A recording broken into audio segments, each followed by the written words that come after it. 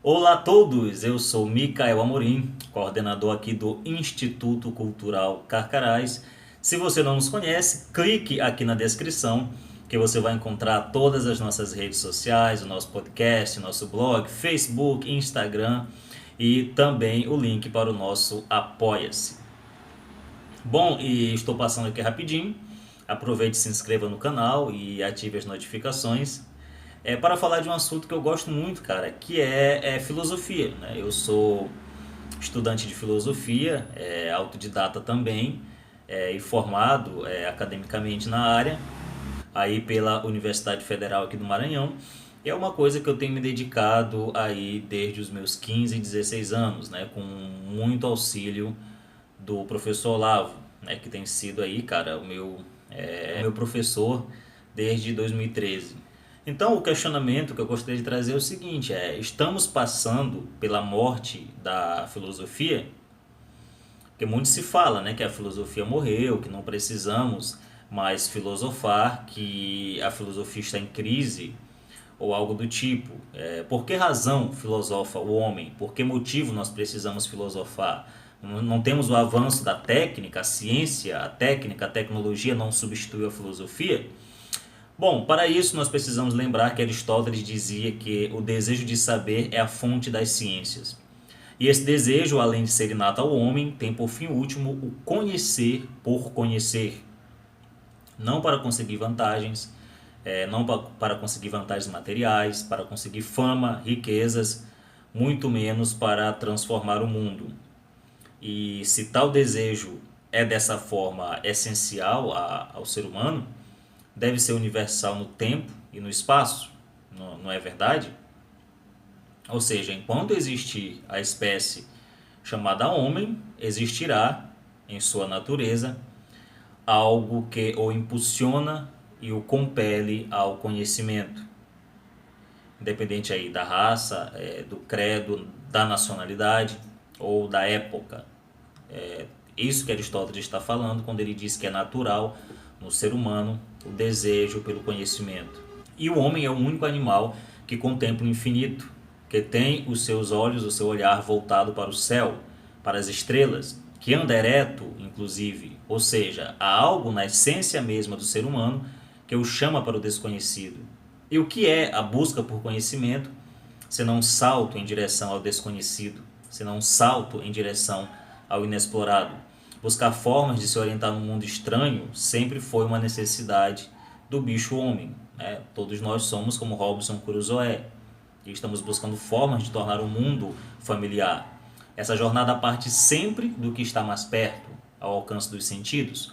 O primeiro passo é sempre um conhecimento de seu corpo e dos objetos à sua volta.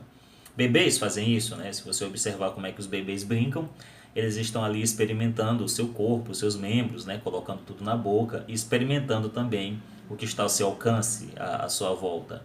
E isso porque entre as tantas formas de saber, a primeira e mais básica é o conhecimento empírico, que é um saber fruto da espontaneidade, daquilo que nós chamamos de senso comum, que é um conhecimento não refletido, mas testado pela passagem das gerações, aceito como verdadeiro pela tentativa e pelo erro. Né? A grama é verde, não se tira leite de pedra, o céu é azul, o ser humano não voa. São verdades que nós aceitamos, que é sim um conhecimento válido.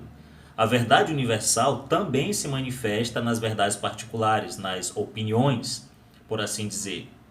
E a filosofia também faz uso das opiniões, da doxa, desde que estas sejam integradas ao sistema da verdade, como vai falar aí o Michel Federico Siaka, filósofo italiano. Porém, embora nós não descartemos o senso comum, embora ele seja o ponto de partida, cave onde você está, diz o professor Olavo, o senso comum carece de objetividade e de método, sendo assim o primeiro degrau da ciência, mas que precisa ser aperfeiçoado. Pensando aí na imagem de uma escada, na escada de Jacó, por exemplo, a história bíblica que diz que a escada ligava o céu à terra, os conhecimentos humanos particulares ao conhecimento universal, eterno. De certa forma, essa subida e descida faz parte de todo o processo do pensar filosófico. Você parte das situações particulares para as verdades universais e vice-versa. Então, depois desse primeiro degrau, que é o conhecimento empírico, temos o conhecimento científico, que visa substituí-lo, trazendo conhecimentos mais certos, por assim dizer, né, mais objetivos, mais gerais, com métodos, descobrindo verdades não só aceitas pela tradição, pelo costume, mas também aceitas por serem válidas, ligadas entre si por suas causas e princípios. Essa é a inovação do método científico. Então a investigação científica ela já torna a coisa mais profissional, por assim dizer.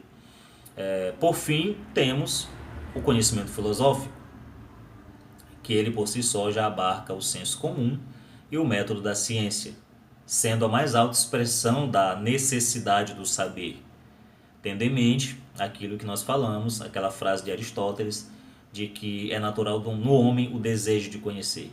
Então, a filosofia ela é essa busca por conhecimento por excelência. Em certo sentido, ela é uma ciência, né? Embora eu concorde com o professor Olavo, de que se trata de uma técnica, não necessariamente de uma ciência, uma técnica desenvolvida aí em 7 pontos importantes, que vai desde a anamnese, ou seja, o rastreio da origem de suas ideias, até a técnica expressiva, pelo qual o filósofo torna a experiência que ele teve reprodutível a outras pessoas. Até porque se um conhecimento é verdadeiro, ele deve sim ser capaz de ser transmitido, de ser repassado. Isso é uma característica do conhecimento verdadeiro. Claro, abrindo aqui um parêntese, isso não significa que a experiência filosófica será partilhada, tornada comum a todos os homens, de forma alguma. Uma das coisas que aprendemos com o Olavo é que só o indivíduo conhece, as massas não conhecem. Não conhecem absolutamente nada, pelo simples motivo de que não existe consciência coletiva. Toda consciência ela é individual e intransferível. A diferença entre poesia e filosofia entra bem aí, né? Como diz o professor Olavo no livro A Dialética Simbólica, a poesia não é experiência, mas ela é a simples expressão verbal dela, submissa a um código de estilo, a expressões usuais da língua, a rimas, métricas, coisas que não são fatos, são normas pelas quais o poeta se expressa para o meio. Então, o poeta, quando ele é um bom poeta, é importante lembrar, né? Ele é capaz de criar uma atmosfera simbólica, que é comum a todos os homens, ligando várias pessoas, várias épocas, quebrando barreiras territoriais e temporais. A poesia, ela intercomunica os homens, né? Como que reunindo os membros de uma tribo em volta da fogueira. O pensamento filosófico ele vai muito além disso, porque ele vai muito além do texto escrito.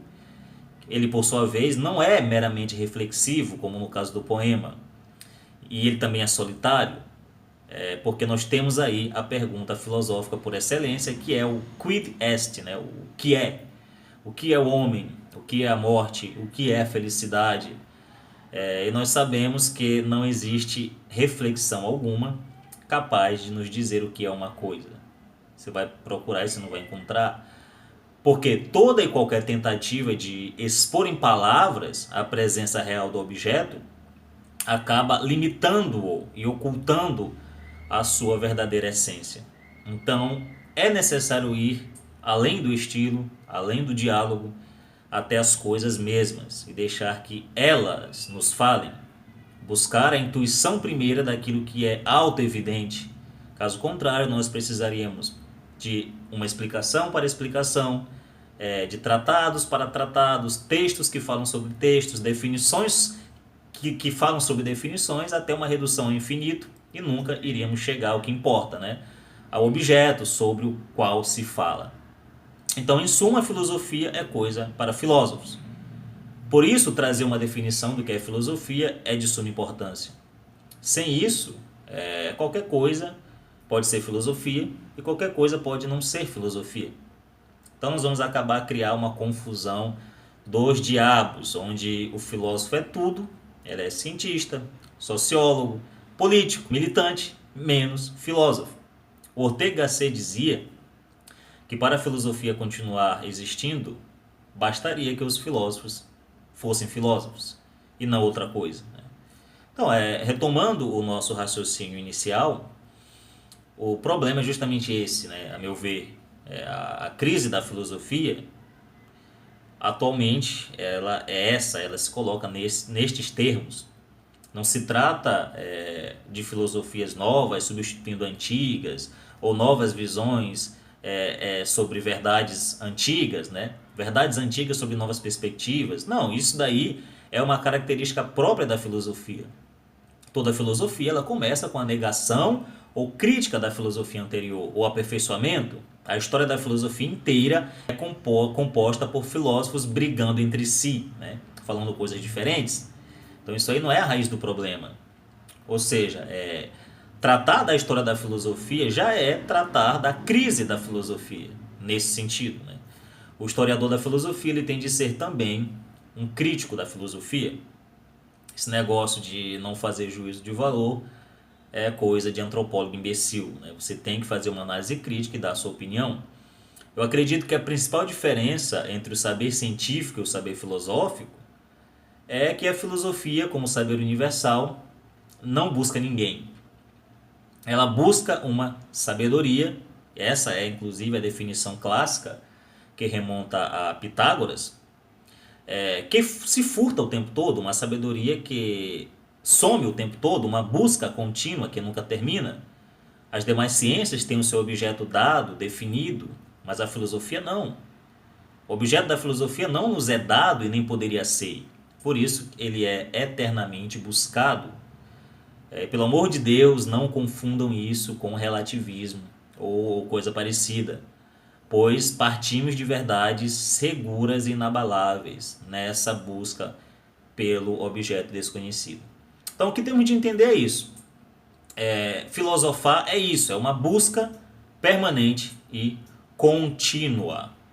É bom ressaltar também, ainda nesse vídeo, o papel da razão para o conhecimento filosófico. Não a razão lógico-matemática, como entendem os modernos, mas como entendiam os gregos. Por exemplo, os gregos entendiam que a filosofia era uma ciência universal, uma ciência que abarcava todos os saberes, pois ela buscava as causas primeiras e o fim último das coisas, princípios que não podem ser conhecidos senão pela razão, pelo conhecimento racional.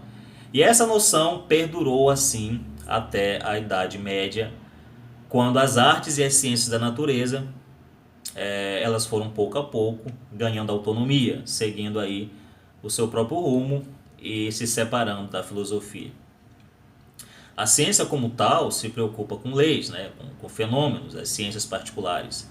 A filosofia não, a filosofia busca saber as causas e os fins últimos, né, filosofia metafísica. E isso acaba ultrapassando a experiência sensível, o fenômeno. Por isso, filosofia é uma busca possível somente através da razão.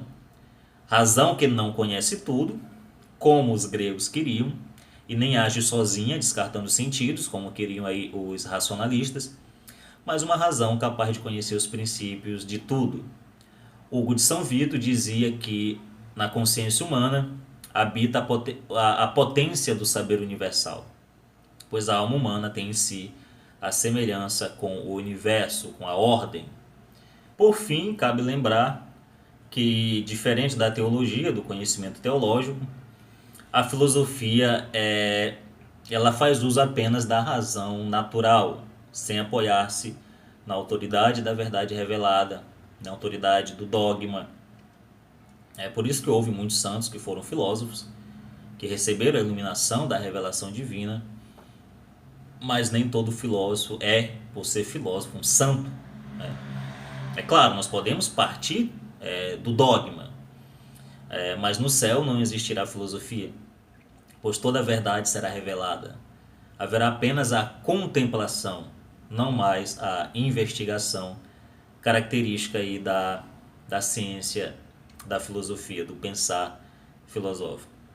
Então, filosofia é uma ação estritamente humana, é um ato humano, né, da razão humana, da razão natural, buscando conhecer as verdades eternas, a essência das coisas, o princípio das coisas, a razão de ser das coisas. Investigação aí que vem desde a Grécia Antiga, claro, com modificações, com crises, com conflitos, mas em suma ela acaba sendo a mesma. Então é isso. Eu acho que ficou claro, né, que a filosofia não é uma verdade revelada. Portanto, a filosofia não tem caráter de dogma, caráter dogmático, seguindo aí a questão do dogma, a definição de dogma dada pela igreja, né? A filosofia não é isso. Então ela pode sim ser renovada, ela pode sim ser criticada, né? Um dos problemas aí da escolástica foi justamente esse, foi o engessamento, a falta de novidade, de investigações originais, né? Que os neotomistas já fizeram muito bem, incentivados aí por Leão XIII. Bom, então é isso. Eu acabei me prolongando muito mais do que devia. Para mais conteúdos como esse e também sobre outros assuntos, inscreva-se no nosso canal, ative as notificações e não deixe de conhecer o nosso podcast, o nosso blog e as nossas redes sociais, todas na descrição. Eu sou Micael Amorim e até o próximo vídeo. Salve Maria Santíssima, viva Cristo Rei!